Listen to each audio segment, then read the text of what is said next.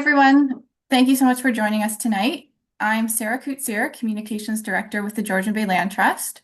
And for those of you who aren't familiar with the Land Trust, our mission is to protect Georgian Bay's wilderness lands and species through conservation planning, land protection, stewardship, research, and education. We protect over 10,000 acres of land through ownership and conservation easement. And we provide additional protection to another 32,000 acres through our corridor project, which is the project that Joseph works on. Reptiles have always been dear to our heart at the Land Trust. For those of you who know Georgian Bay, you know that it's just a haven for turtles and snakes and skinks. And we feel so lucky that we get to see so many of these animals here, which are threatened elsewhere in the province.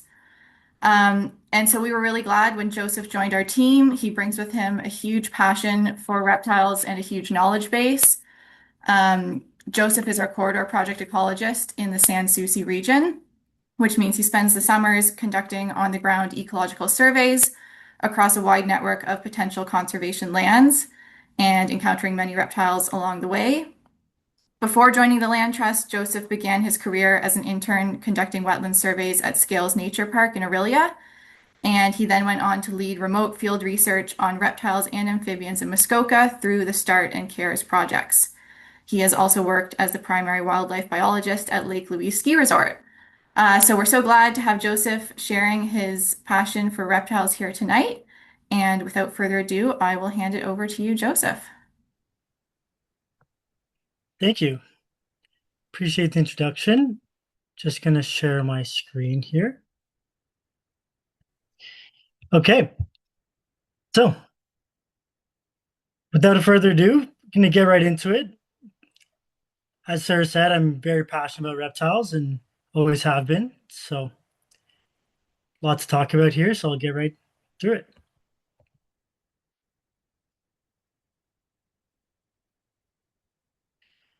So, about 65% of Canadian reptile species are at risk, making them the largest group of at-risk animals in Canada. When we say at risk, we're referring to them being listed as either endangered, threatened, or of special concern. Of the 7 species of turtle in Georgian Bay, all 7 of them are at risk. Of the 11 species of snake in the Georgian Bay, 5 of them are at risk. As Sarah mentioned, we also have a species of skink, but today I'm going to focus on turtles and snakes specifically. And we're going to talk about road mortality and habitat fragmentation, which are the leading causes of the species decline in the Georgian Bay. I first want to talk about why you should care about reptiles. Reptiles can be a bit of a touchy subject for people, so I think it's important to lay this foundation. Reptiles are what we call an umbrella species, meaning that when you protect reptiles, you're also protecting on all the species who rely on their habitats. They're also indicator species, meaning they have specific habitat requirements and are sensitive to ecological change, which often means that they're a signal of ecosystem health. When you have reptiles in an ecosystem, it's a good sign that the ecosystem is doing well. They also have important ecological roles. Turtles, being scavengers, keep our wetlands clean, cycle nutrients through the environment, and in turn, keep water clean for us humans as well. Snakes are mesopredators, which is just a fancy way of saying a middle-level predator, where they're strong predators for smaller prey populations like rodents and frogs, but they're also important prey items for apex predators like birds and large mammals. Georgian Bay is a reptile haven. In fact, the Georgian Bay is one of the last hopes for many reptile species in Ontario. And we're going to get into why that is exactly. But to understand that, it's important to understand a bit about their ecology. I'm going to focus on 2 species, a species of turtle and a species of snake, just as example highlight species. Because, as I said, there's many species in the Georgian Bay and across Ontario of reptile, and I don't have time to talk about all of them as much as I would love to. I don't pick favorites, but these are 2 animals that I've worked with the most, I'd say. So have a lot of cool photos to share. A bit about them. Blandings turtles are identified by their dull black shell with yellow or white specks on their carapace, which is the top part of their shell. They have a very high dome shell, often being referred to as having an army helmet shaped shell. They also have a black and yellow plastron, being the bottom part of the shell. It also has a unique hinge in it that allows them to close entirely. Another key feature is that bright yellow chin they have. They also, it looks like they have a permanent smile. The hatchlings are quite small, being only 3 to 4 centimeters, and the adults can get up to 28 centimeters long. They are listed as being threatened provincially. We have our Massasauga rattlesnake, the only venomous snake in Ontario, often identified by that distinct segmented rattle, having a wide gray or light brown body with dark brown dorsal saddles. We call them saddles because they kind of look like a horse's saddle, or a bow tie, sometimes they're referred to as well. The neonates is what we refer to as a newborn rattlesnake. They are quite small. You can kind of tell from this photo on the right here that those are pine needles underneath it. So it kind of looks like a big snake when you're looking at it, but that's actually a very small young snake. And the adults can be up to 80 centimeters, which is actually quite small for rattlesnake species. I'm going to talk a bit about their life cycles because it's important to understand how these work.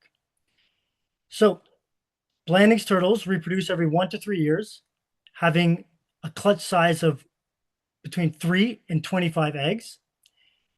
They reach sexual maturity at between the ages of 17 and 25, so it's quite late, and they live for 80 plus years. Massasauga rattlesnakes give live birth. In fact, they don't lay eggs like many reptiles do. They can have 3 to 20 babies at a time.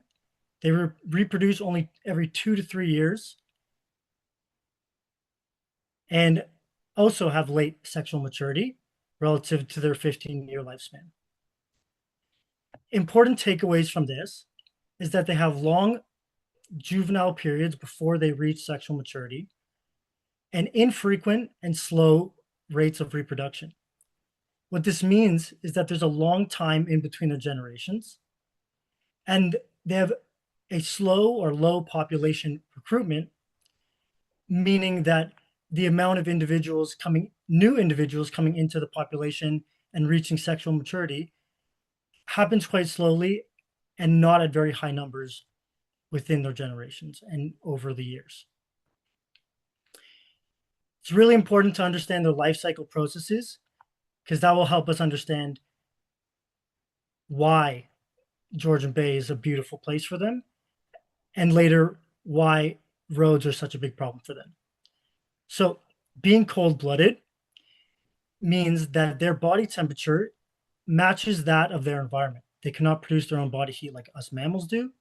So they need to use their external environment and certain behaviors to reach their correct body temperature.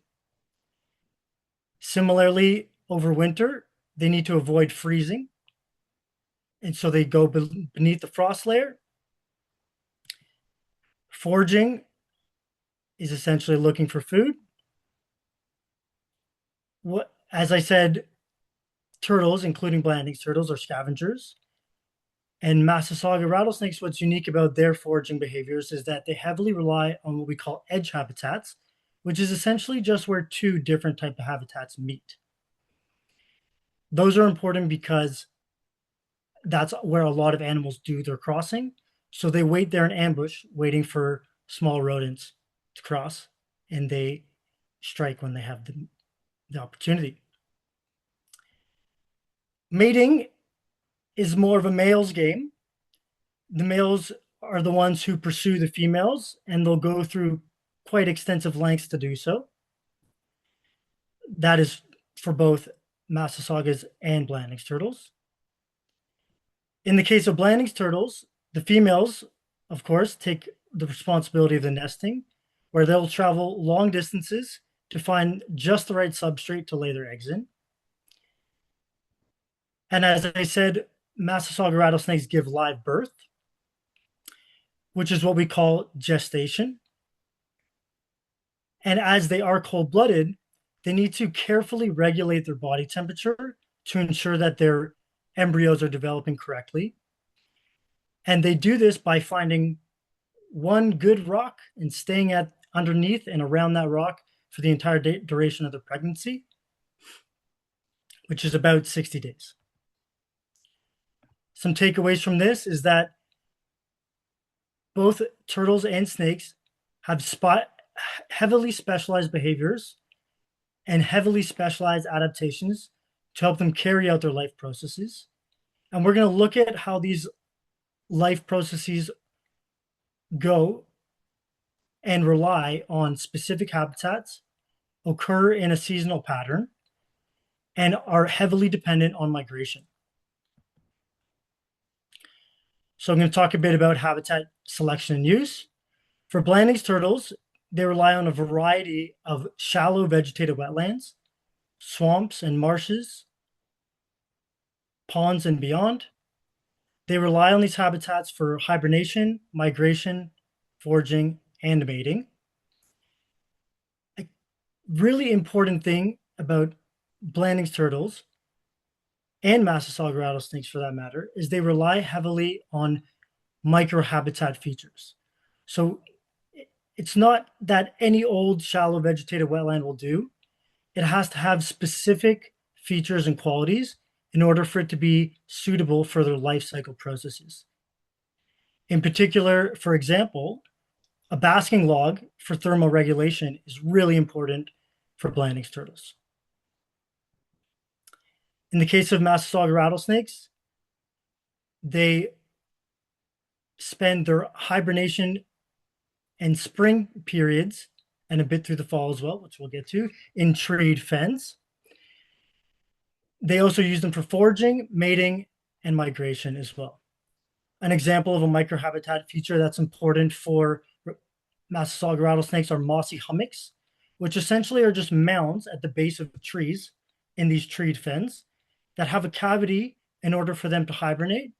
And they also will hang out there to do their foraging in spring and fall. Both Massasauga rattlesnakes and Blanding's turtles use open rock barren habitat. They use them for, in the case of Blanding's turtles, they use them for nesting and migration. Nesting substrates is a key microhabitat feature that they look for in their open rock barren habitats. And for Massasauga rattlesnakes, this is where they do their gestation. And again, very important for migration. And a microhabitat feature would be a gestation rock, which is essentially just a flat table rock that has just the right amount of sun, just the right amount of shade, a nice bush to protect it from predators, all the right features.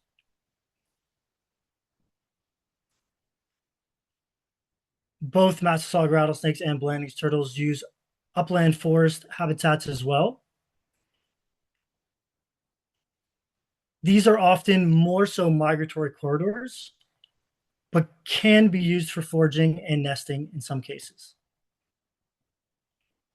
As I mentioned, these behaviors happen in a cyclical pattern over the seasons. We can start with winter, where they're hibernating in their hibernation wetlands.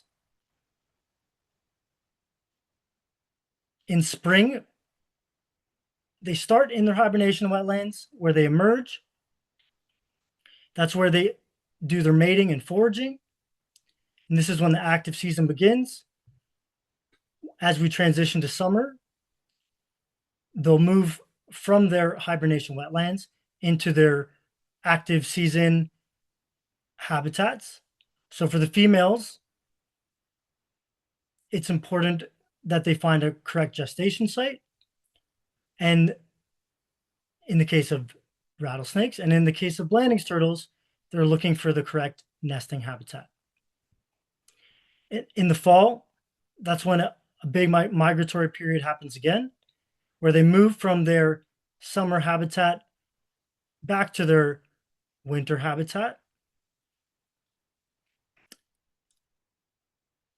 And it's important to note that spring and fall are big migratory periods. However, migration is happening between each of these seasons and across a variety of habitats. Another thing to note is that they are highly, uh, they have a high site fidelity. What that means is that they will go to the exact same places that they go year after year, and they know their spots. They know where they're going. They want to go back to those same spots for hibernation, for especially for nesting and gestation, and along migratory routes. They know where they're going and they want to get there. However, it's important that they also have the adjacent habitats between their special places to act as essential movement corridors. Blanding's turtles are known for having a large home range. The females can travel up to 8 kilometers for nesting, which is a long way for a little turtle. Massasauga rattlesnakes have a smaller home range, but males will travel up to 2 kilometers just to find a mate and for foraging purposes. Just to recap on the importance of migration and habitat connectivity, it's important to note that they are specialized to thrive in their specific habitats and that they require a variety of habitats to carry out their different life cycle behaviors. They have a high site fidelity, meaning they want to return to the same places year after year, and they need the adjacent habitats to get to and from those places. So they require a mosaic of connected habitats to survive. Movement between their habitats is essential for life. So now we're starting to piece together why the Georgian Bay is a reptile haven. The Georgian Bay remains as the last hope for many of these species because there's lots of suitable habitat, there's high habitat connectivity, there's viable populations remaining, and there's a relative lack of development, especially when you're comparing to Southern Ontario. In Southern Ontario, we have a high road density, sprawling development, lots of agricultural land use, extreme habitat fragmentation, which has led to habitat degradation and loss. The reptile populations in Southern Ontario are in a dramatic decline, and many populations are regionally extinct.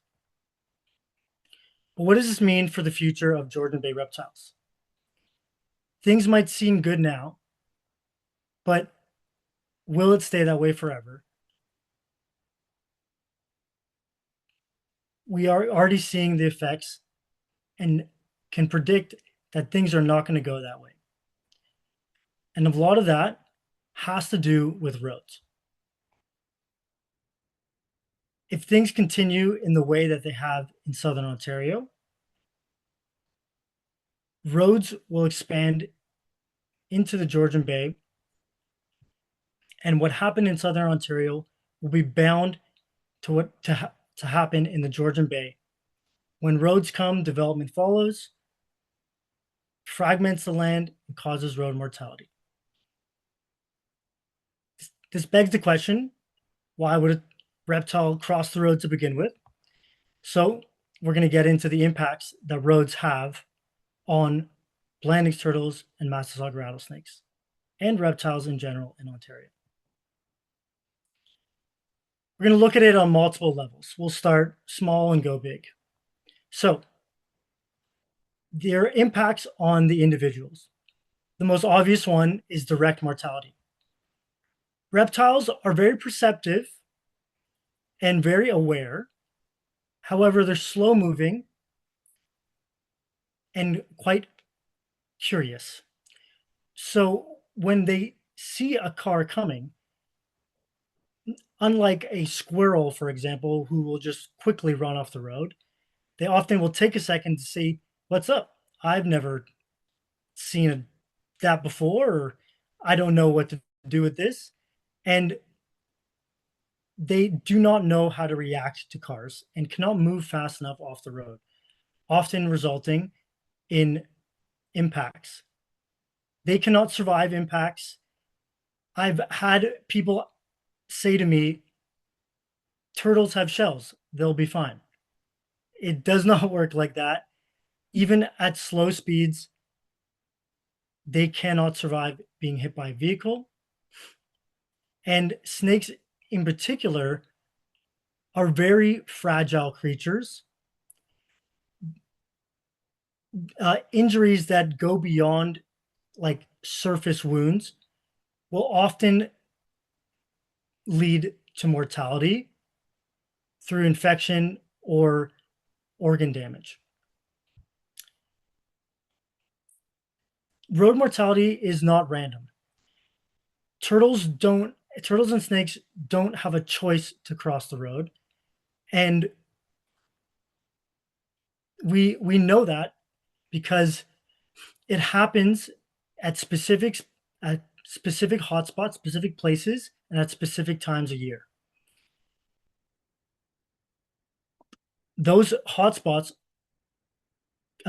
gather around their critical habitat areas that they need for survival and along their migratory corridors.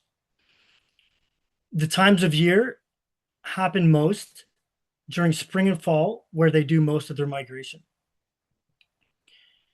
So let's look at how roads impact their life cycle processes. Roads bisect their preferred habitats and movement corridors. Excuse me. Their seasonal migrations is what is necessary for their survival and reproductive success, but it exposes them to roads. Habitats that have been fragmented by roads mean that they have a danger to face in between completing the migrations that they need to do in order to carry out their life cycle processes in between these different habitats. And we know that road mortality peaks during peak migration times and gathers along migratory pathways. Another reason that we see reptiles coming to roads and a cost to their life cycle processes have to do with their metabolism and their metabolic needs. In the sense that foraging is impacted in particular for Massasoit rattlesnakes, as when you make a road, you are making an edge between two habitats, and you're often creating an open canopy, which is exactly where Massasaugas like to forage. So sometimes they're attracted to roads because it creates foraging habitat for them.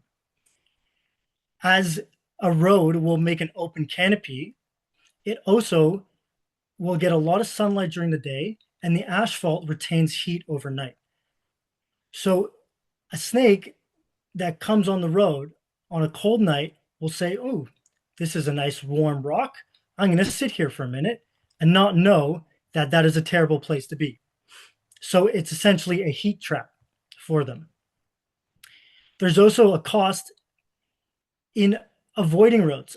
Some individuals will avoid roads or try to, but being cold-blooded means you have very low metabolic needs, but you also have very low metabolic inputs. They don't eat very often compared to mammals.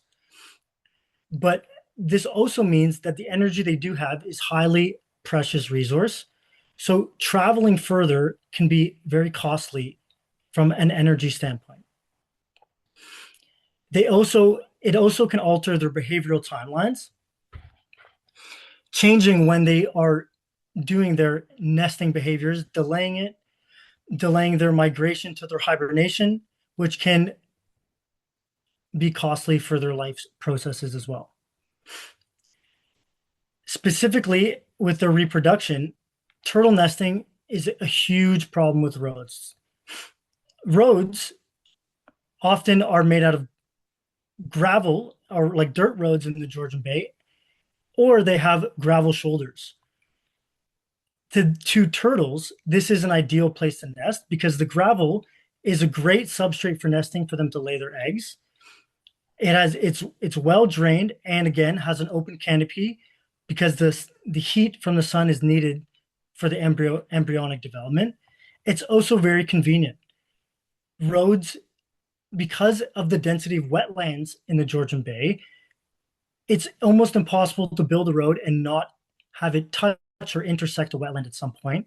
And why would a turtle go searching through the forest or on a rock barren where there's very little sediment when they know that they can find lots of sediment on the side of a road? They, excuse me, they also have very long times to conduct their nesting behaviors and will often take multiple attempts when they're spooked by a car, which means they're coming back to a road again and again. Roads that are laid on the nests that are laid on the side of the road are very vulnerable to urban mesopredators like raccoons and coyotes because they also know that they can find turtle nests along the side of the road. And nests that do make it and hatch on the side of the road are again vulnerable to road mortality from vehicle collisions. If you can imagine being the size of a toonie, think of how long it takes for you to cross the road. Massasaugas are also have the reproductive members being vulnerable to roads.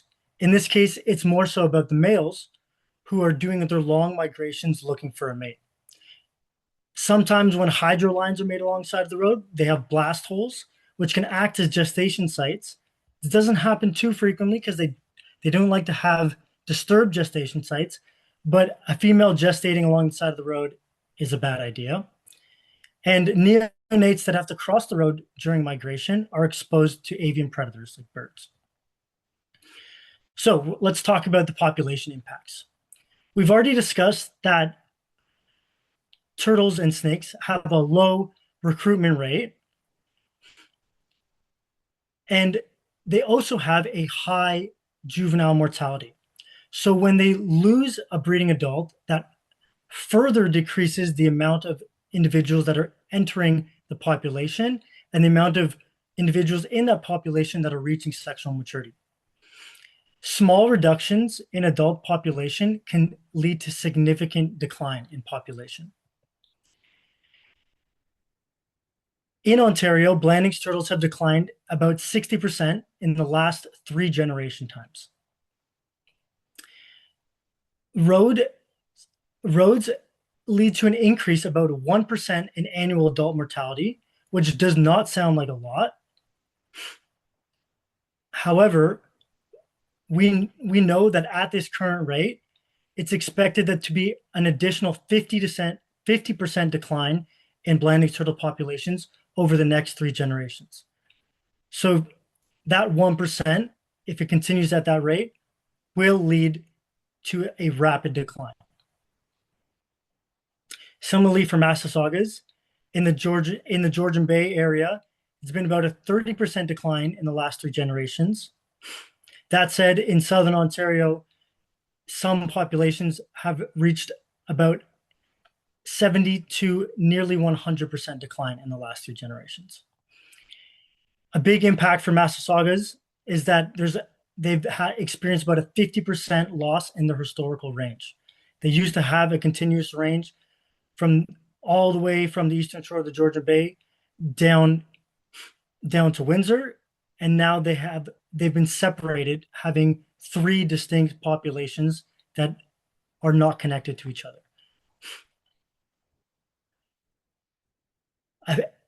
Similarly, if the rate of decline continues, a 50% decline, an additional 50% decline is expected over the next 3 generations.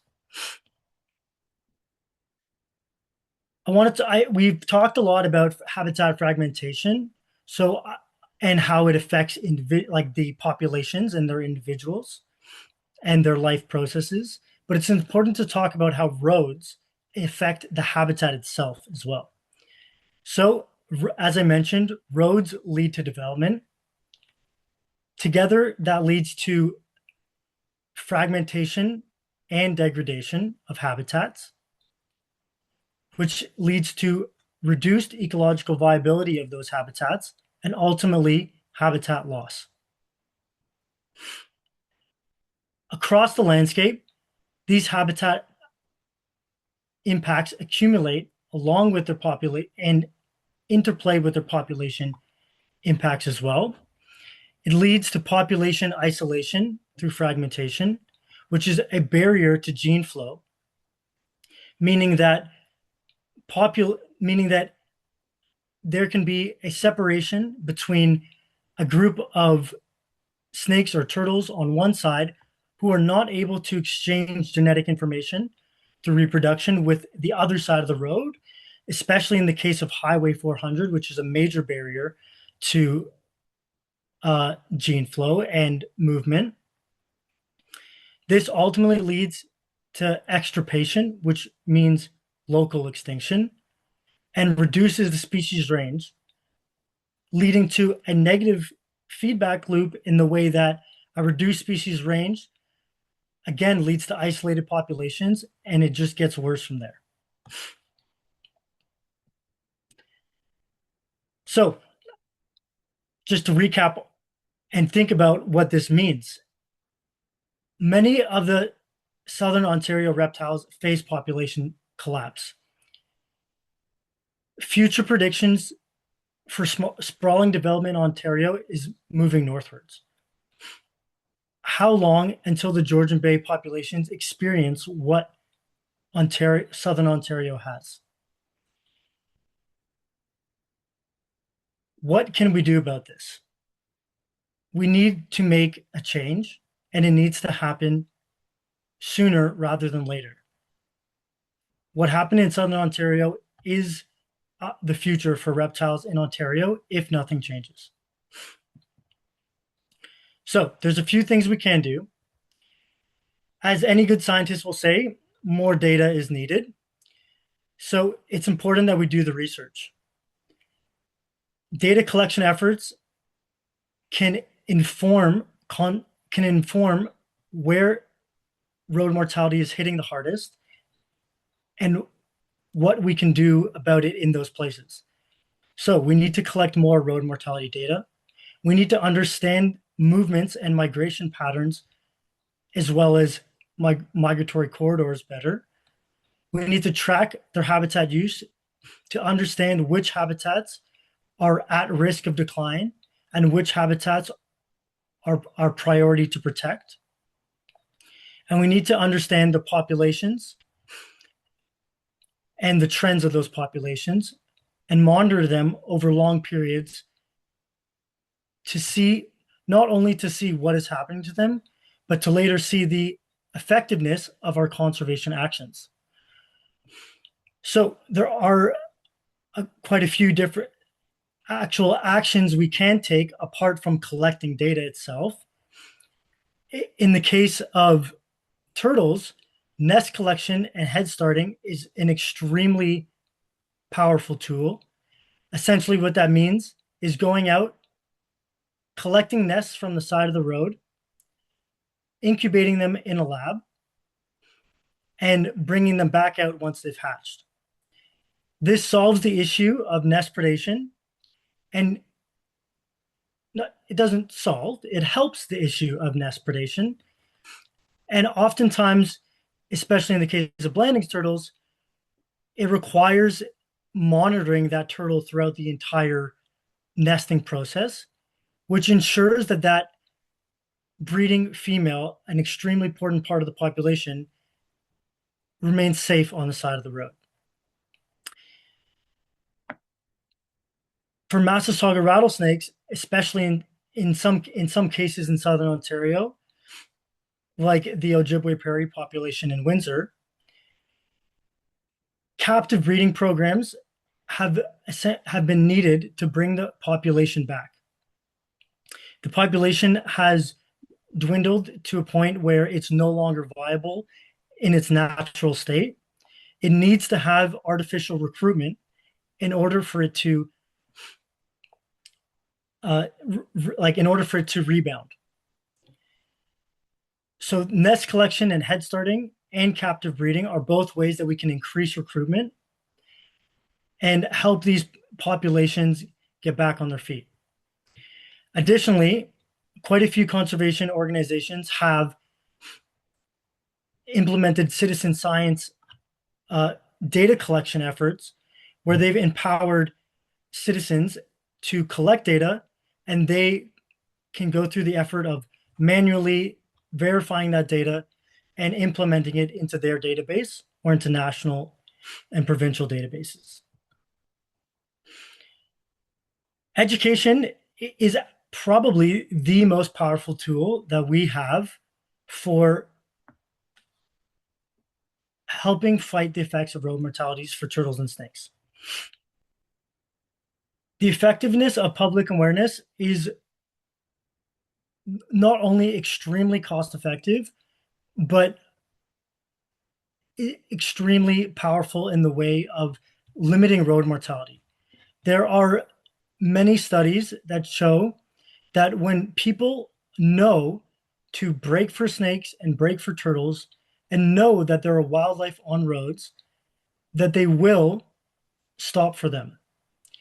And road mortality decreases when there's signage and awareness in those communities.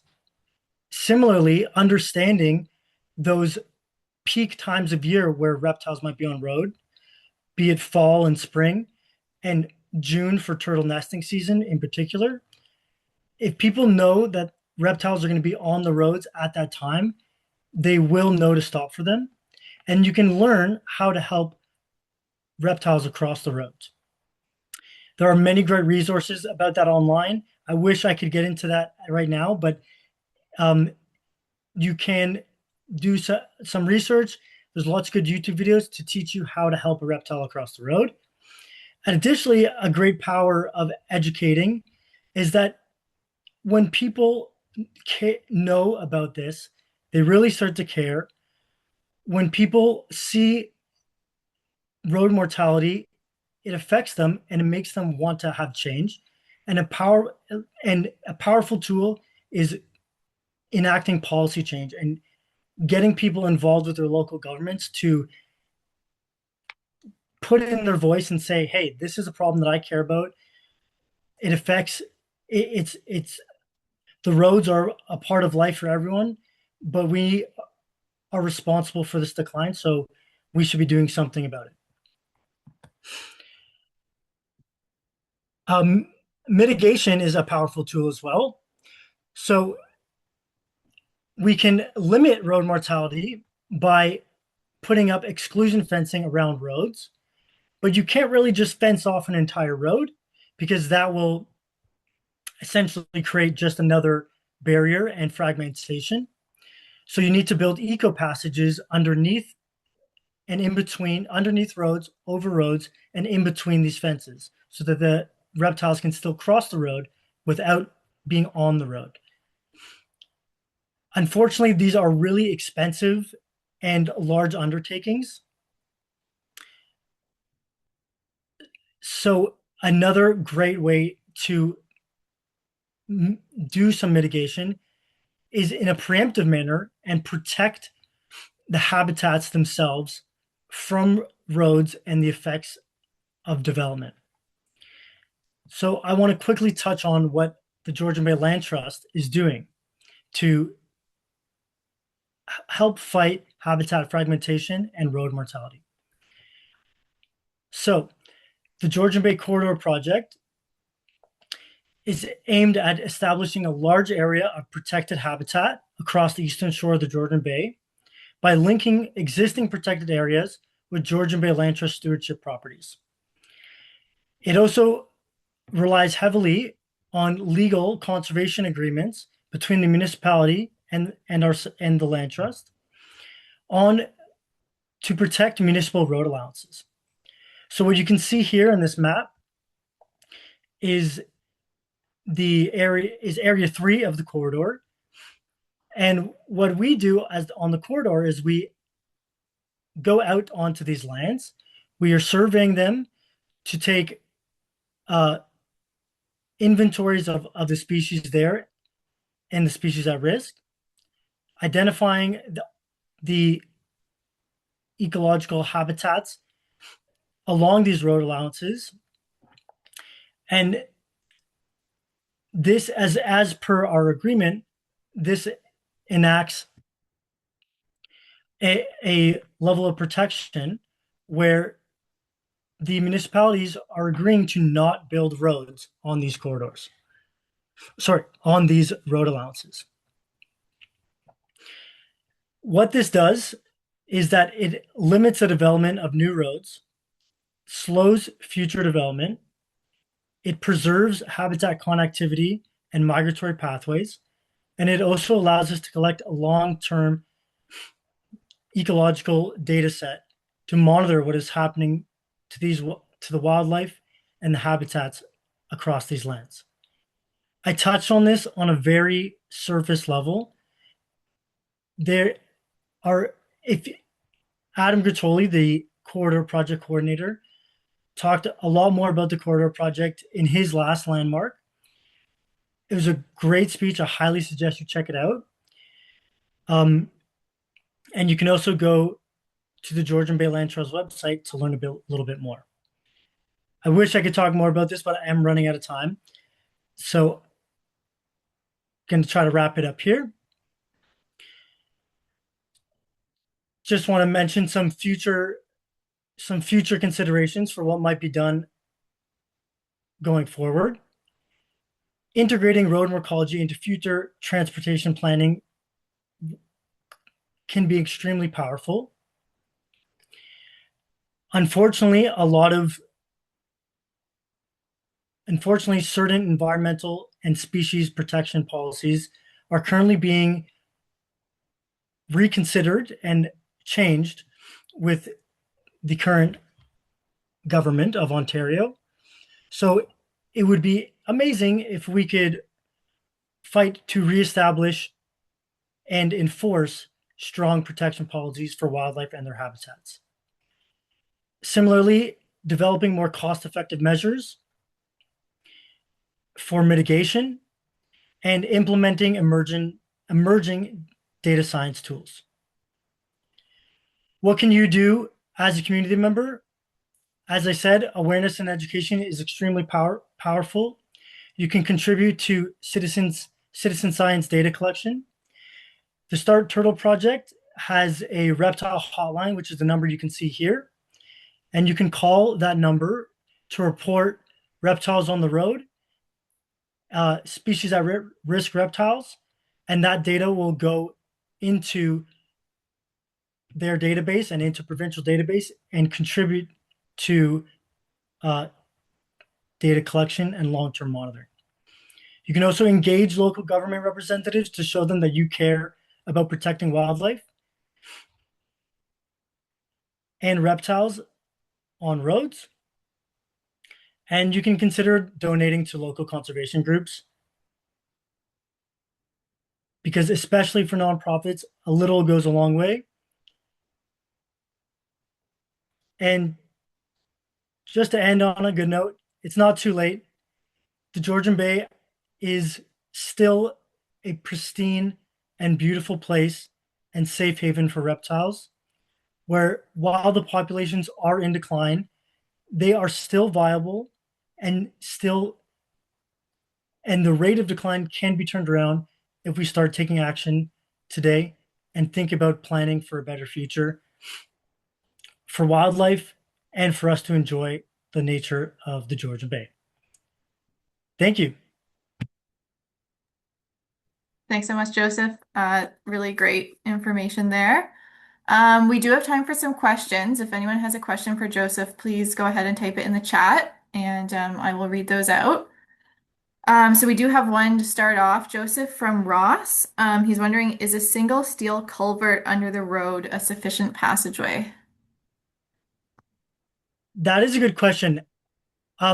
So I, I would say for the most part, no. Part of the effectiveness of eco passages is that they do require, in most cases, that fencing, right? So it's not impossible that a reptile could use that a culvert to pass under the road, but they do not know that the culverts are there, and they're not going to know necessarily that that is the best way to get across the road without actually being on it. So the wildlife fencing funnels reptiles into those eco passages, right? So it's not impossible that a reptile could use a culvert for safe passage. That would be awesome. But eco passages rely on funneling the reptiles into that location because otherwise they don't know to use those culverts. Okay, thanks. Question from Steven. Do young Massasauga snakes return to the same gestation and nesting habitat where they were born? That's a great question. Um, they I so in terms of I think for the most part we actually don't know the answer to that. That is a great research question. Um, the the site fidelity is often um, like inter individual. So like the different individuals will go to their um, same spots year after year. This this question comes up quite often actually because sea turtles are known for going back to where they were born to nest. And I believe that that is a question that um, needs more research to be answered. That would be incredibly cool. Um, that said, especially with Massasaugas, their home ranges are so small that it is likely that they will end up somewhere near where they were born. Okay. I had a question, Joseph, while we're waiting for any more to come in. We've talked about roads a lot. Georgian Bay, obviously, we know has a lot of water. We know snakes and turtles do travel through the water as well on Georgian Bay. Can you say anything about how they migrate through water, and do we know anything about sort of boat mortality or any impacts they might face there? Yeah, that's a great question. Snakes are fantastic swimmers, especially fox snakes. They will travel between islands by swimming. I was lucky enough to see one swimming quite a large stretch in between a bay this year.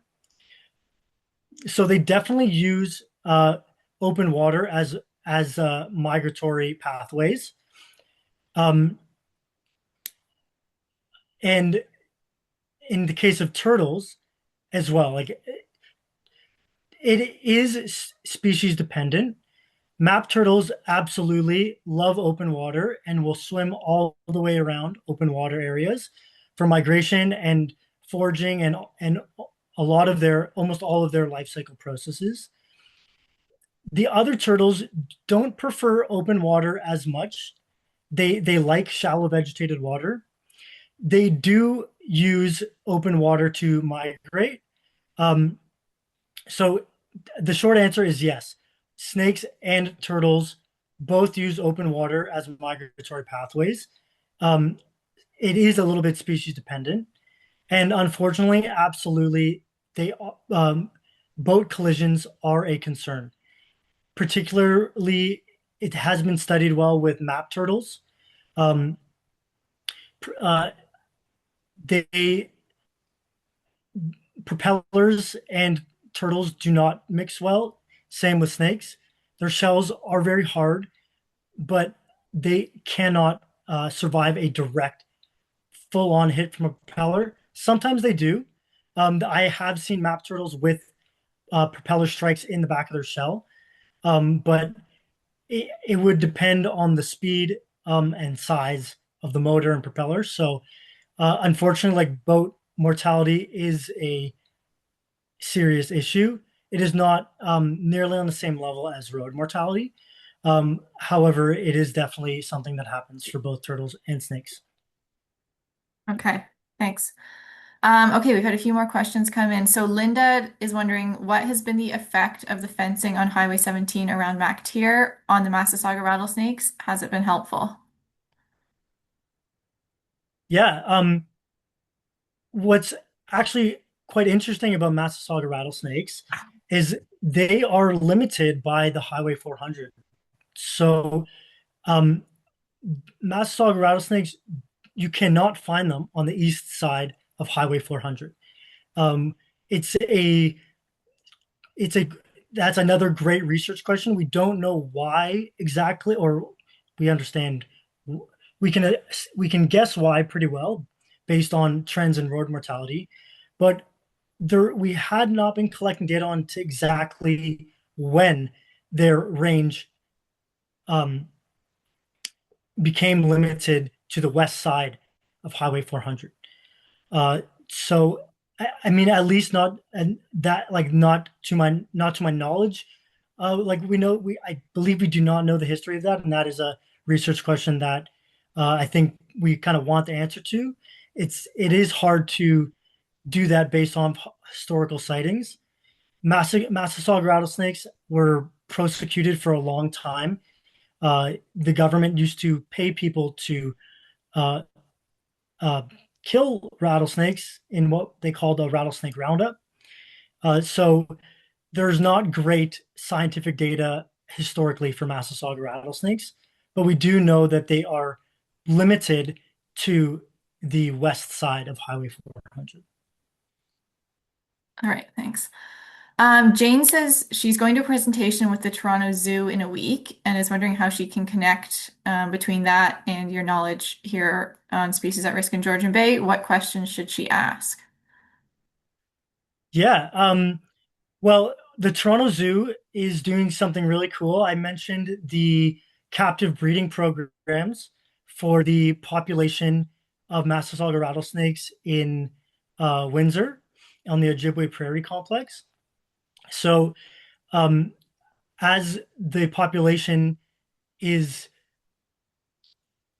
was not naturally viable and very close to being extirpated, um, they require um, captive breeding where they're taking individuals out of the wild, breeding them, letting the juveniles reach an age where they're not extremely vulnerable. As I mentioned, they have high neonate mortality.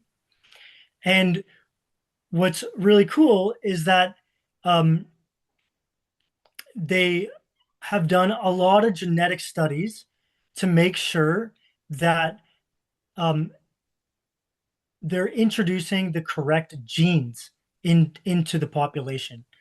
Um, because it's such a small number, inbreeding is like a very large risk with such a small population. So a good question to ask would be just about how they um, how they're doing if they're talking about the Massasauga captive breeding program. Well, you could ask them about that, and if they are asking them about like the genetics behind that, and having them explain like the thought processes behind um, making sure that they can bring back Massasauga rattlesnakes, but that they're not going to be doomed by a genetic bottleneck. So uh, they're doing some amazing work over there, uh, and it's really awesome what they're doing. They're giving rattlesnakes another chance in that population that would otherwise not happen naturally. So Okay, cool. Kevin says he's been inputting reptiles on a Georgian Bay road for 4 years on iNaturalist, and it's going to the Ontario Reptiles on Roads project. How many years of data are needed to initiate action towards protection, and who would he contact to find out?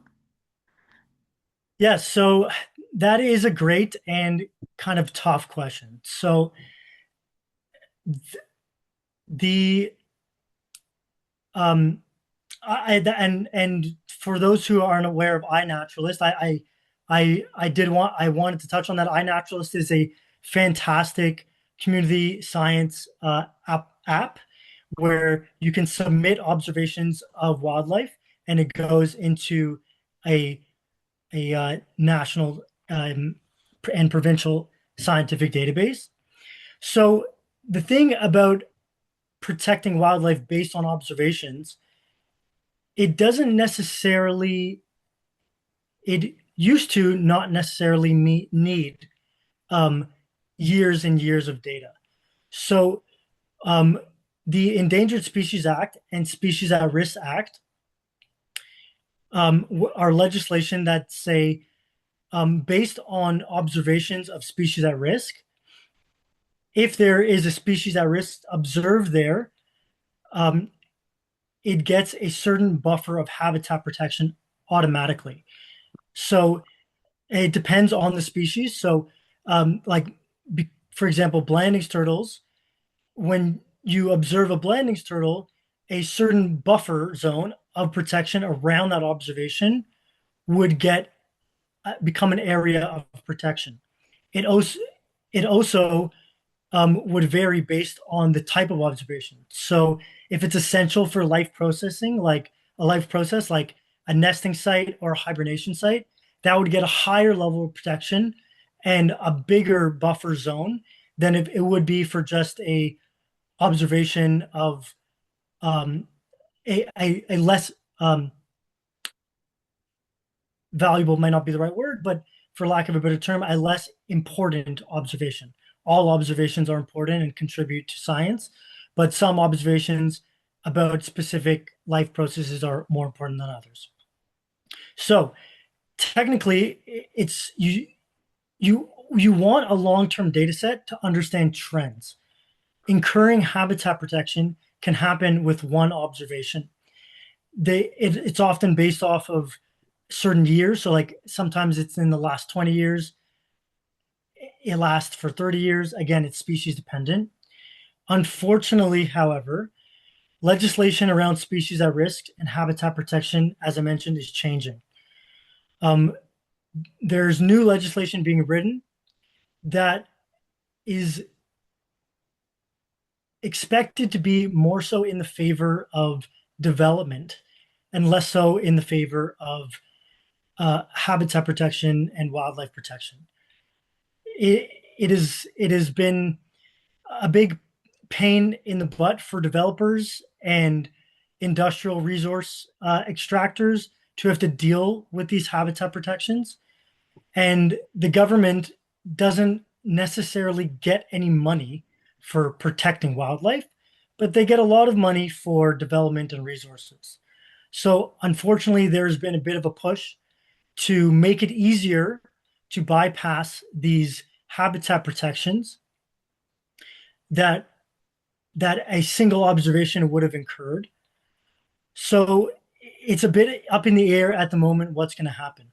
Um, and I'm not like 100% up to date on all the policy. Um, that is, uh, it is still in the works.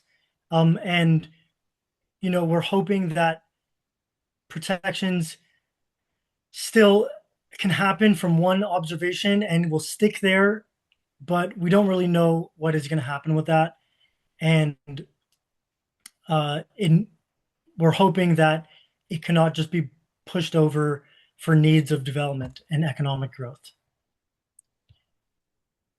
Okay. Um, so our final question is from Jonathan. He asks, when encountering a snapping turtle on the road, what do you recommend? And if you recommend moving it, what is the strategy? Yeah, great question. So, um, most turtles you can pick up kind of like a hamburger, and um, they're not gonna like it, but they're not gonna be able to scratch you or snap at you. One thing to understand about snapping turtles is that uh, their snapping is actually a defensive behavior. They do not want to snap you um, unless they feel like their life is at risk. And the snapping is like uh, it's it's not only a defensive behavior, but a warning display. And the important thing to note about that is that they have a very long neck. So you cannot pick them up like a hamburger, like a regular turtle. You have to pick them up using the lower third of their shell. So if their head is up here and their tail is down here, you can only touch about the lower third of their shell. But another unique thing about snapping turtle shells, unlike the other turtles, they do not have a complete plastron or lower shell. So you can actually put one hand on the lower third of their shell and one hand underneath the lower third of their body, and you'll be able to grab onto it really well and move them across the road. As long as your hands stay away from the top 2/3 of the shell, they won't be able to get you. However, I will say that they have very sharp claws that can scratch you with. So if you are going to pick up a snapping turtle, or any turtle, you need to keep them low to the ground because you don't want to drop them from high up. This is a long-winded way of saying only touch them on the lower third of their shell. You can grab them from underneath on their lower third, keep them low to the ground, and move them in the direction they're going. They know where they're going. They know where they want to go. If you put them where they came from, they're just going to turn right back around and go right on the road. So you need to move them in the direction they're going. Some people do not want to touch snapping turtles at all. So you can stand behind them and try to coerce them in the right direction.